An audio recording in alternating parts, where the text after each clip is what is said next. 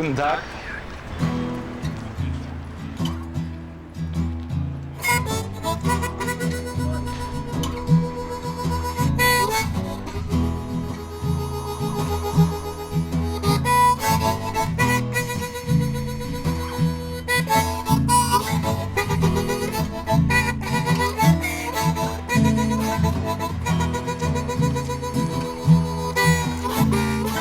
Guten Tag.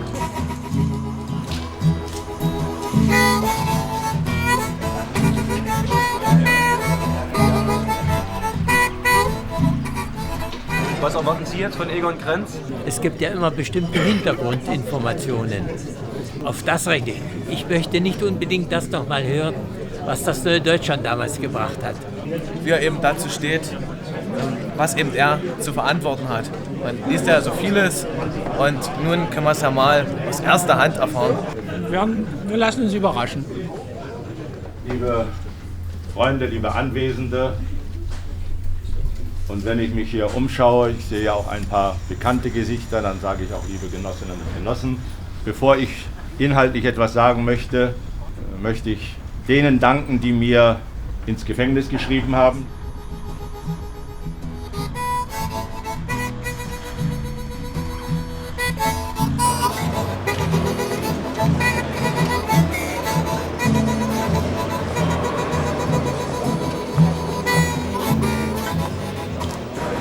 Ja, je weiter ich hier vordringe,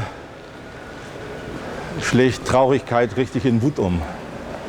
Denn dies war einmal eine Stätte, wo wirklich die Berlinerinnen und Berliner und auch Bürger der DDR und ihre Gäste Feste gefeiert haben, sich versammelt haben zu wichtigen Höhepunkten, Gaststätten besucht haben, die Bowlingbar besucht haben. Also es war wirklich, wenn man so sagt, Paläste sind ja in der Regel Königinnen und Kaisern vorenthalten. Dies war ein Palast, der wirklich vom Volke angenommen war. Dies war das Foyer und im Grunde genommen sogar mehr als nur Foyer. Hier war gewissermaßen eine Kunstausstellung.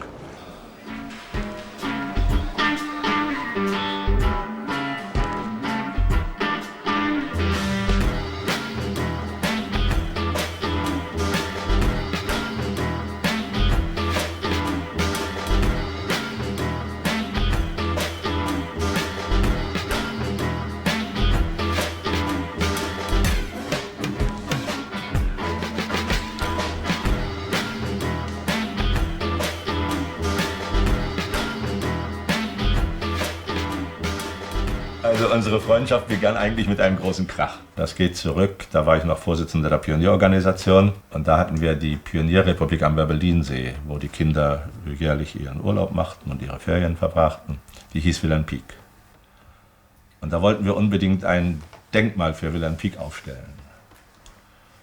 Und das war gar nicht so einfach, weil... Das ist aber geschaffen worden. Ja, das ist geschaffen worden von einem Kollektiv und wir waren nun so begeistert, dass wir so ein Denkmal hatten und haben das Kollektiv gleich vorgeschlagen zu einem Nationalpreis, höchste Auszeichnung. Kein guter Bildhauer.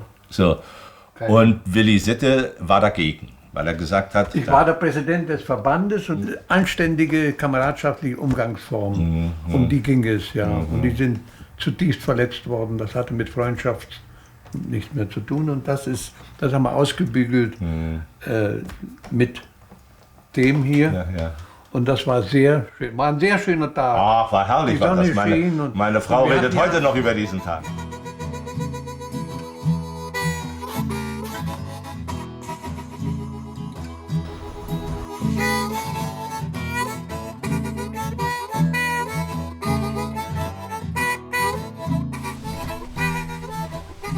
Also das freut mich, Sie mal kennenzulernen. Ich meine, ich kenne Ihre Biografie sehr gut. Also bis hin auch, dass ich Sie ja auch, das war schon fast zum Ende der DDR, einen Thälmann-Film erlebt habe, ne? Richtig. Ja. Da waren bei mir Es gab 4 Lacher im Thälmann-Film, die waren bei mir. Da habe ich eine Erinnerung dran, die ist fantastisch. Thälmann war zurückgekommen von irgendeiner Reise, von irgendeiner Rede oder so. Und wir trafen uns bei ihm in der kleinen Wohnung. Und Frau Thälmann hatte mir gesagt, du musst mal mit Ernst reden, wir brauchen eine größere Wohnung, die Wohnung ist uns zu klein. Ne? Und naja, wir waren dann alle zusammen, aßen, glaube ich, eine Bockwurst oder irgendwie so etwas nicht. Und diejenige, die die Rosa da gespielt hat, das war, ich komme jetzt nicht auf den Namen, ist jetzt auch egal. Da gibt es 2 Schauspielerinnen mit den gleichen Namen. Und die kam an mir vorbei und die hatte doch etwas größere Entwicklung hier an der Brust. Ne? Und die kam sie von mir vorbei. Da habe ich leicht die Hände drunter gelegt und habe gesagt, Ernst, du brauchst wirklich eine größere Wohnung. Ja? Also die Dame... Das stand nicht im... Nein, natürlich nicht, aber die ist bald vom Kran gefallen. Eigentlich wollte sie mich aus dem Thälmann-Film sofort rausschmeißen, aber wir hatten noch also mehrere Drehtage schon hinter uns und das ging schlecht. Das wäre zu teuer geworden. Ne?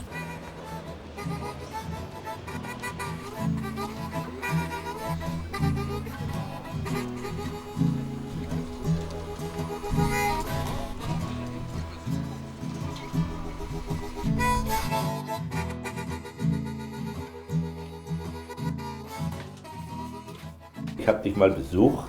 Das muss gewesen sein, wenn ich mich jetzt recht erinnere, 62 oder 63. Da bist du noch mit kurzen Hosen rumgelaufen. Na doch, ja, da war ich gerade ganz frisch Zentralratsmitglied geworden. Ja. Und Schumannhorst, der hatte mich hingeschickt zu dir. Ich sollte mit dir reden, ob du weiter im Zentralrat mitmachen wolltest, weil da war ein Parlament. Ja. So, und das war so meine Funktion da. Und was habe ich gedacht? Ja, du warst bereit. Ich glaube, du hast auch weiter mitgemacht. Gratuliere. Wie ist eigentlich der Name Tefe entstanden? Und eine Abkürzung von Gustav. Gustav Tefe. Ach so. Ja. Ey, und nun hänge ich dich ab mit dem Ding hier. Ja, das nicht nur mit dem Das Ding. kannst du wissen. Weißt du, was du für ein Rad brauchst? Ja? Ein Damenrad mit tiefem Durchstich. So, ich schieb dich jetzt vor. Ja, siehst du, das hat meine Frau mir auch gesagt. Und da habe ich zu ihr gesagt, wenn ich erst mit einem Damenfahrrad fahren muss, Ja, dann fahre ich kein Fahrrad mehr. ja.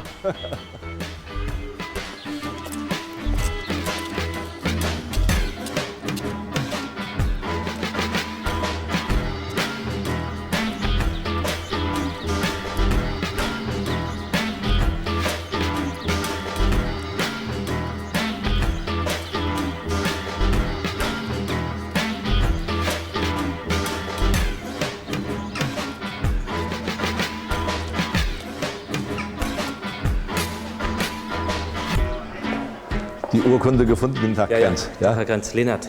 Ja, ich lese ab und zu von Ihnen in der Ostsee-Zeitung. Ja. Sie sind lange schon hier, oder? 10 Jahre.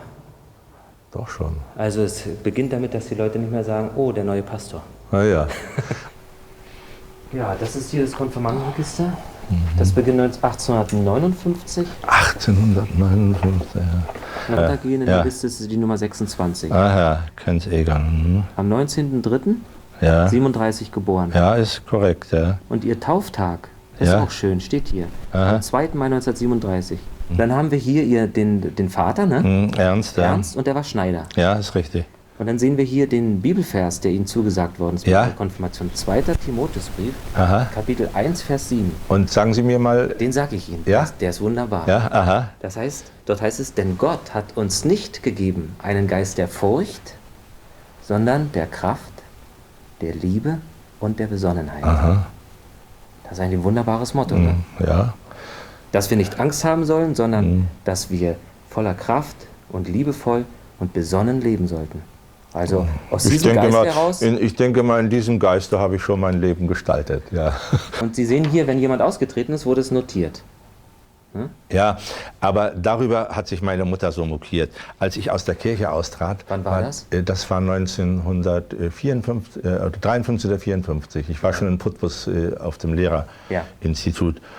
Und da stand das hier im kirchlichen Kasten, also da war so ein Aushänge. Ah ja, das war. Und wurde von der Kanzel verkündet. Oha. Und das hat natürlich meine Mutter sehr beleidigt und ist dann selber nicht ausgetreten, aber hat keine Kirchensteuer mehr bezahlt. Das war ihr Protest. Verständlich. Ja. Das, glaube ich, ist keine gute Sache, weil Glaube hat immer etwas mit Freiheit zu tun.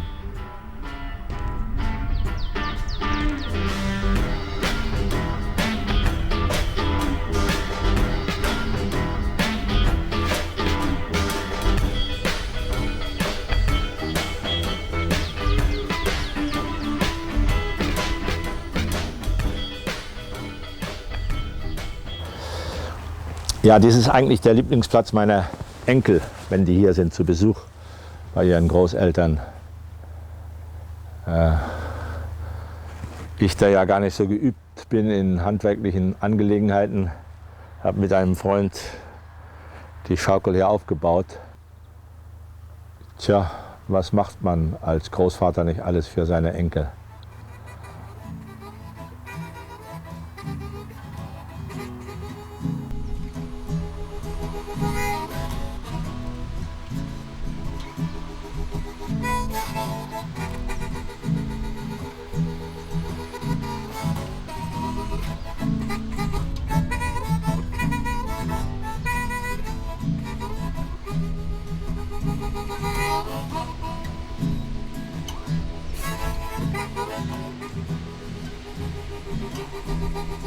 Natürlich hatte ich mir ein Deutschland einig Vaterland, wie wir es in unserer Nationalhymne ja auch besungen haben, anders vorgestellt.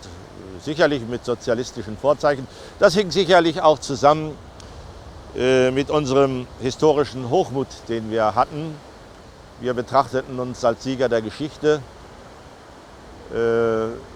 Das hatte den Nachteil, dass man eigentlich nie damit gerechnet hätte oder hatte, dass auch andere siegen könnten. Also im Nachhinein finde ich das auch sehr bedauerlich, dass wir nie in Betracht gezogen haben, wenn man sich in einen Wettbewerb einlässt mit der anderen Seite, dass man einen solchen Wettbewerb auch verlieren könnte.